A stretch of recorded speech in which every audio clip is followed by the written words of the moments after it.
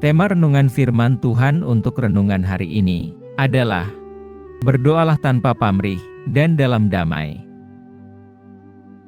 Ayat Alkitab yang kita baca sesuai bacaan Sabda Bina Umat GPIB hari ini adalah dari Matius 6 ayat 5 sampai ayat 8 yang berbunyi sebagai berikut. Dan apabila kamu berdoa, janganlah berdoa seperti orang munafik. Mereka suka mengucapkan doanya dengan berdiri dalam rumah-rumah ibadat dan pada tikungan-tikungan jalan raya, supaya mereka dilihat orang. Aku berkata kepadamu, sesungguhnya mereka sudah mendapat upahnya.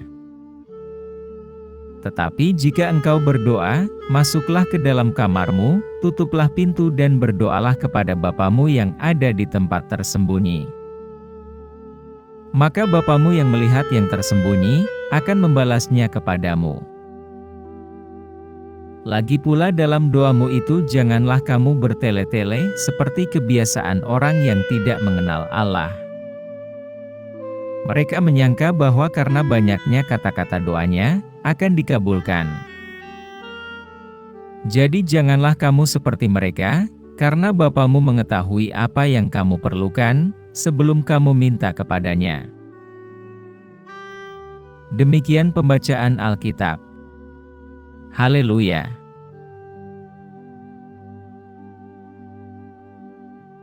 Apa isi firman Tuhan ini dan tentang apa? Dalam perikop sebelumnya, yang tertulis dalam Matius 6, ayat 1 sampai ayat 4, Yesus memberitahu murid-muridnya, cara memberi sedekah yang benar, yaitu, jangan dipamerkan. Selanjutnya Yesus mengajar murid-muridnya, agar mereka tidak berdoa, dengan cara yang sama seperti orang munafik. Perikop hari ini, yang tertulis dalam Matius 6, ayat 5 sampai ayat 8, berbicara kepada kita tentang sifat doa yang benar, dan sikap yang harus kita bawa, di saat kita menghadap Tuhan. Dalam ayat-ayat ini, Yesus mengajarkan kita, bahwa kita harus berdoa tanpa pamrih, dan dengan hati damai. Mari kita renungkan dulu kata-kata. Dan ketika kamu berdoa, janganlah seperti orang munafik, karena mereka suka berdoa dengan berdiri di rumah-rumah ibadat, dan di sudut-sudut jalan agar dilihat orang lain. Yesus jelas mengutuk mereka yang berdoa, hanya untuk pamer, untuk dilihat dan didengar oleh orang lain. Ini bukanlah doa yang benar. Sebaliknya, Yesus berkata, tetapi ketika kamu berdoa, pergilah ke kamarmu, tutup pintunya dan berdoalah kepada Bapamu, yang tidak terlihat. Maka Bapamu, yang melihat apa yang dilakukan secara rahasia, akan menjawab doamu. Di sini, Yesus mengajar kita bahwa, doa yang benar adalah urusan pribadi antara kita dan Allah. Itu tidak dimaksudkan sebagai pertunjukan, atau pajangan, untuk dilihat orang lain.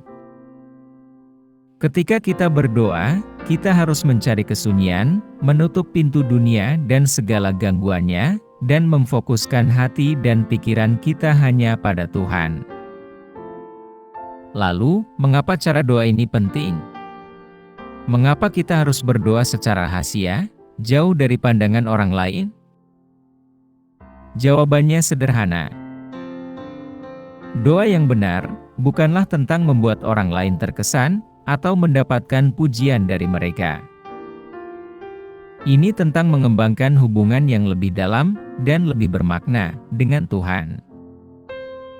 Ini tentang menyelaraskan hati dan pikiran kita, dengan kehendak Tuhan, dan menerima kedamaian, dan bimbingan, yang datang dari hubungan yang intim ini.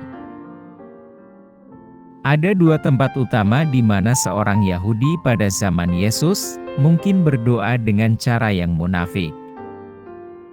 Mereka mungkin berdoa di sinagoga pada waktu doa umum, atau di pinggir jalan, pada jam-jam doa, yang ditentukan, yaitu jam 9 pagi, jam 12 siang, dan jam 3 sore. Orang-orang munafik ini berdoa bukan untuk didengar oleh Tuhan, tetapi untuk dilihat oleh manusia. Ini adalah kesalahan umum dalam pelaksanaan doa rutin pada hari-hari ini.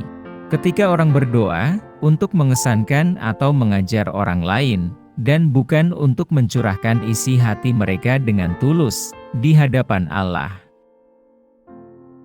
Doa seperti itu merupakan penghinaan terhadap Tuhan. Ketika kita mengucapkan kata-kata kepada Tuhan, tapi untuk membuat orang lain terkesan, maka kita hanya menggunakan Tuhan sebagai alat saja untuk membuat orang lain terkesan akan kesalehan kita yang munafik. Jangan lupa, mereka yang berdoa agar dilihat oleh manusia telah mendapatkan upahnya dari yang melihat mereka. Tidak ada lagi pahala dari Allah di surga untuk doa seperti itu. Sebaliknya, kita harus bertemu dengan Tuhan di kamar kita atau tempat tertutup.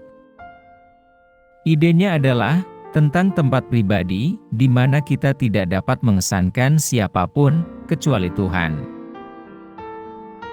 Kata spesifik Yunani kuno untuk ruang kamar digunakan untuk gudang tempat penyimpanan harta karun. Ini mengingatkan kita bahwa ada harta yang menunggu kita di gudang doa kita. Yesus tentu saja tidak melarang doa di depan umum, khususnya saat berdoa dalam persekutuan bersama saudara seiman lainnya. Tetapi doa kita harus selalu ditujukan kepada Allah dan bukan kepada manusia. Doa yang benar tidak menggunakan pengulangan kata-kata atau kalimat yang sia-sia, yaitu doa yang sebagian besar hanya berupa kata-kata secara otomatis di bibir, tidak bermakna, dan tidak ada di pikiran atau hati kita. Ketika kita mencoba untuk mengesankan Tuhan, atau lebih buruk lagi, yaitu untuk mengesankan orang lain, dengan kata-kata kita yang banyak, kita menyangkali bahwa Tuhan adalah Bapa yang pengasih, namun kudus itu juga Maha Tahu. Sebaliknya, kita harus mengikuti nasihat pengkhotbah 5, ayat 2, bahwa Allah ada di surga, dan kita ada di bumi. Oleh karena itu biarlah kata-kata kita singkat saja. Doa orang Kristen diukur karena bobotnya, bukan panjangnya. Banyak dari doa-doa yang paling umum adalah sesingkat doa-doa yang kuat. Bapa kita yang di sorga mengetahui hal-hal yang kita perlukan, bahkan sebelum kita meminta kepadanya. Kita bukan berdoa untuk memberitahu Allah hal-hal yang tidak Dia ketahui. Kita berdoa untuk bersekutu dan memohon kepada Tuhan yang pengasih, yang ingin kita sampaikan, yaitu semua kebutuhan kita dan kekhawatiran kita ke hadapan tahtanya. Dalam ayat-ayat berikutnya, Yesus akan menjelaskan tentang cara berdoa yang benar. Yesus kemudian memberi murid-muridnya sebuah model untuk berdoa, yaitu doa Bapa Kami. Doa yang ditandai dengan hubungan dekat, hormat, tunduk, dan kepercayaan dan ketergantungan kepada Allah Bapa yang ada di sorga. Karena Lukas 11, ayat 2 sampai ayat 4, memiliki banyak materi yang sama, masuk akal untuk dipercaya bahwa Yesus berulang kali mengajari murid-muridnya tentang hal doa ini.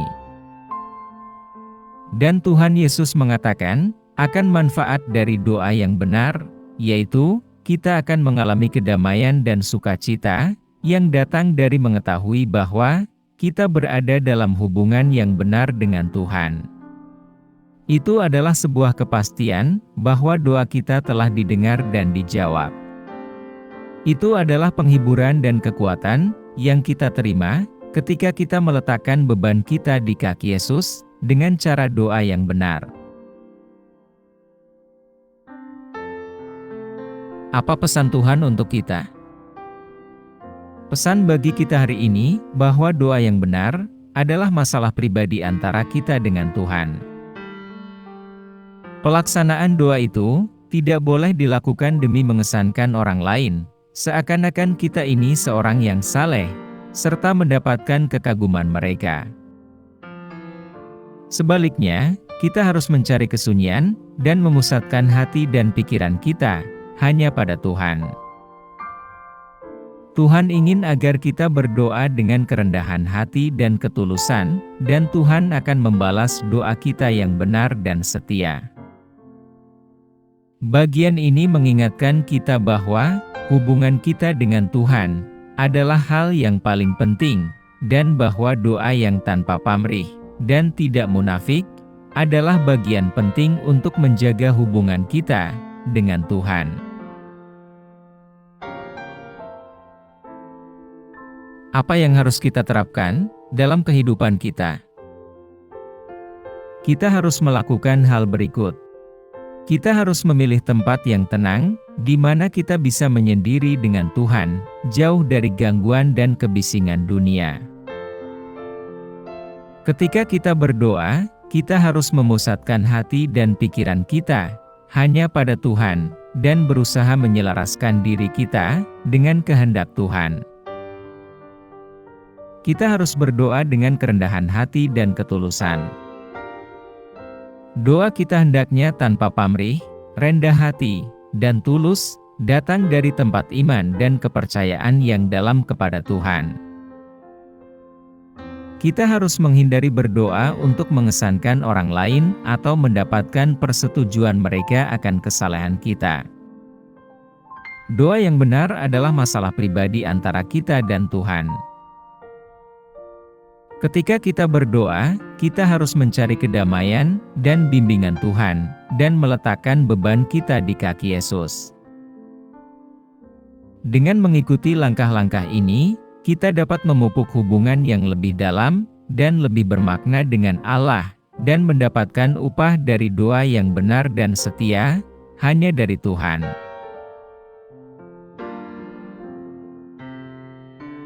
Doa hari ini.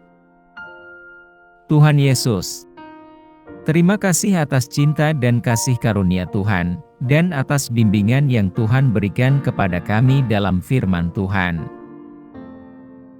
Hari ini, kami berusaha berdoa tanpa pamrih, dan dalam damai, seperti yang telah Tuhan ajarkan kepada kami. Kami datang ke hadapan Tuhan, dalam kesendirian, jauh dari gangguan dunia.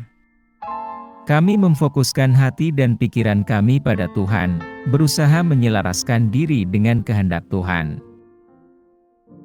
Kami berdoa dengan kerendahan hati dan ketulusan, meminta bimbingan dan kebijaksanaan Tuhan. Bantu kami untuk menghindari doa yang pamar atau munafik, dan sebaliknya, dengan hati yang penuh kepercayaan dan iman, kami datang menghadap Tuhan.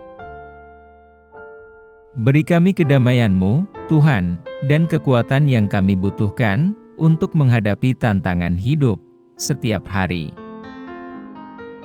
Terima kasih telah mendengarkan doa kami, dan untuk pahala yang Tuhan janjikan di sorga kepada kami, yang berdoa dengan kebenaran dan kesetiaan. Kami pohonkan doa ini dalam nama Yesus Kristus, Tuhan dan Juru Selamat kami. Amin. Kiranya Tuhan menguatkan kita, dan kasih karunia Tuhan Yesus menyertai kita.